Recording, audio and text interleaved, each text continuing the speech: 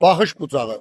Hər hansı bir məsələyə fikir bildirməmişdən qabaq çalışıb o məsələyə bir neçə prizmadan yanaşmaq, təhlil etmək lazımdır. Təsəvvür eləyək ki, heyvanlar aləmində bir təcrübə aparırsan. Bir kamera götürürsən və birinci günü başlayırsan aslandan. Aslanın həyat tərzini müşahidə edirsən. Hara gedir, nə yeyir, nə ilə qidalanır. Bütün gün aslanın şəkillərini çəkirsən.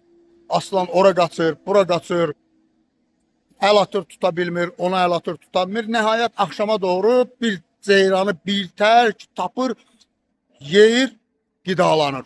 Deyirsən ki, bu nə həyatdır yaşayır bu aslan, adı aslandır.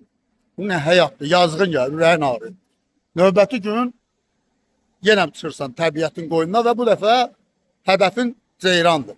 Düşürsən ceyranın dalınca. Ceyran ora qaçır, bura qaçır, ot axtarır, orada ondan qorxur, bundan qorxur. Nəhayət axşama doğru biraz ot tapıb yediyi məqamda aslan bir tərəfdən çıxır və onu yiyir. Dünən aslana yazğın gəlirdi, bugün ceyrana yazğın gəlir. Həyat belədir, əzizlərim. Hər bir məsələyə baxış bucağını dəyişərək baxmaq lazımdır. Hər hansı prizmadan baxırsan və sonra da geniş, əhatəli analiz edib fikir bildirmək lazımdır.